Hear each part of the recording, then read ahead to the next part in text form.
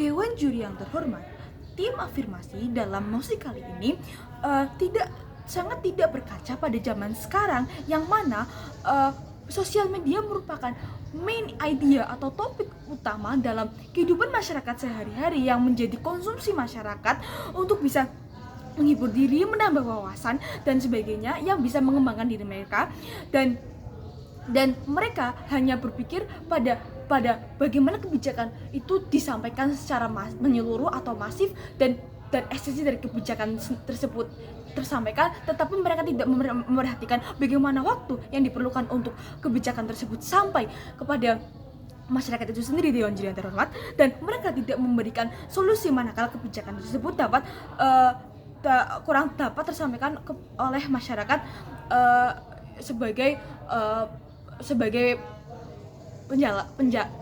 orang yang menjalankan kebijakan tersebut, Dewan Juri yang terhormat. Masuk ke poin di sini saya akan memberikan beberapa sanggahan mengenai yang sudah tim afirmasi tuturkan kepada dalam pembicara pertamanya. Yang pertama, kami mengetahui dengan jelas bahwa ada oknum influencer yang menggiring opini bahwa menggiring opini atau adu domba yang menyebabkan saling tukar adu mulut antar pengguna sosial media. Tetapi mereka bukan dari informasi yang disewa dari pemerintah.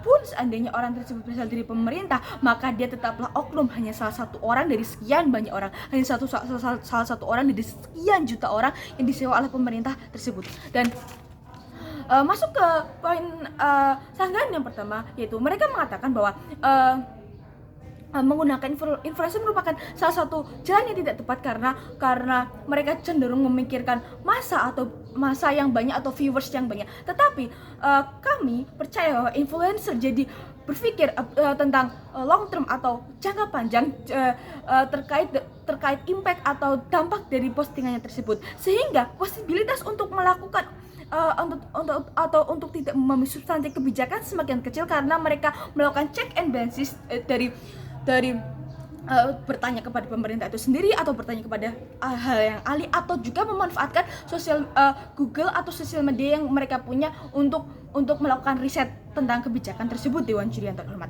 Yang kedua, yaitu mereka mengatakan bahwa adanya pengalihan tanggung jawab dan transparansi. Tetapi di sisi kami mengatakan bahwa pemerintah bertanggung jawab dengan memikirkan influencer yang mana yang layak, dengan mempertimbangkan segala bidang seperti implementasinya bagaimana, penyampaiannya bagaimana, sehingga itu bukan bentuk pengalihan tanggung jawab, Dewan Juri yang terhormat.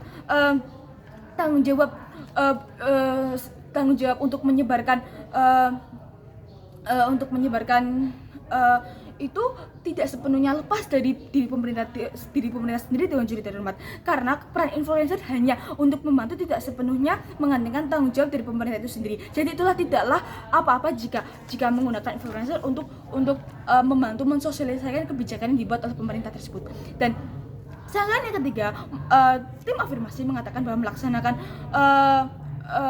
lebih baik melaksanakan sosialisasi kebijakan yang lebih transparan, netral, objektif disampaikan oleh ahlinya seperti akademisi atau orang-orang yang terkait dalam bidang tersebut. Tetapi kami mengatakan, mengapa tidak menggunakan influencer yang memang ahli di bidangnya, seperti misalnya di Indonesia seperti di bidang kesehatan, seperti kita misalnya mempunyai Dr. Tirta yang latar belakangnya atau backgroundnya sebagai dokter, sehingga dia bisa memberikan edukasi terhadap masyarakat lebih cepat karena privilege-nya sebagai influencer tersebut, yang akan saya jelaskan dalam argumen saya nanti. Padahal benefit yang kita dapatkan akan lebih banyak dapat respon dari masyarakat, dan bahkan kalaupun terjadi sanggahan atau ketik saran pun mereka bisa untuk menjelaskan, sehingga di sisi kami juga dapat terjadi diskursus yang lebih objektif dan komprehensif akan kedua belah pihak tersebut, Dewan Juri yang terhormat.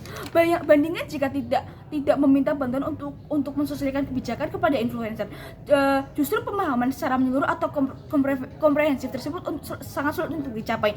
Karena mengapa? Karena sekarang banyak masyarakat yang lebih menghabiskan waktu di media sosial, yang dimana itu adalah habitat atau tempat asal dari para influencer tersebut, Dewan Juri yang terhormat. Dan kita dapat menggunakan pemerintah sebagai solusi jika penyampaian mereka kurang dapat dipahami oleh masyarakat atau mereka kurang bisa menjelaskan secara rinci bagaimana kebijakan tersebut sebenarnya terjadi, dan kita dapat sehingga pemerintah dapat memanfaatkan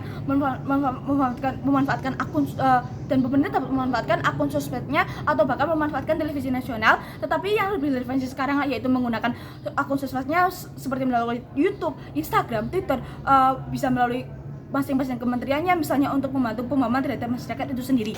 Dan masuk ke poin argumen saya. Yang pertama yaitu mengapa menggunakan influencer lebih baik dalam mensosialisasikan kebijakan pemerintah. Yang pertama, itu merupakan sebuah privilege atau hak istimewa yang harus dimanfaatkan. Mengapa kita katakan sebagai hak istimewa? Karena teknologi sekarang semakin cepat di mana kita harus memanfaatkan hal tersebut untuk kemajuan bangsa kita, seperti untuk mensosialisasikan kebijakan itu sendiri. Dan influencer juga adalah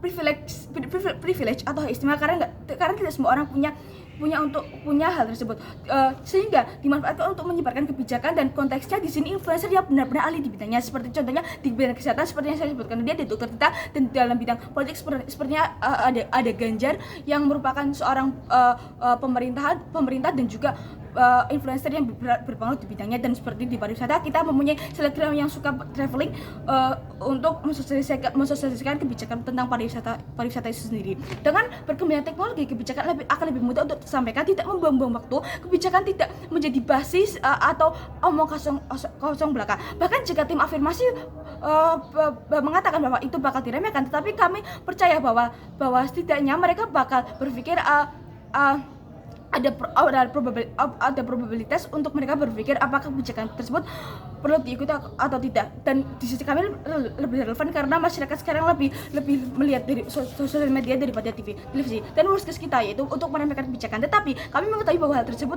merupakan skenario terburuk dari tim kami. Namun kami percaya setidaknya masyarakat sudah mengetahui tentang kebijakan tersebut daripada tidak tahu sama sekali, dan justru malah terbutai akan tertinggal perkembangan yang saat ini sedang terjadi. Jadi itulah mengapa kami mendukung MOS ini. Terima kasih.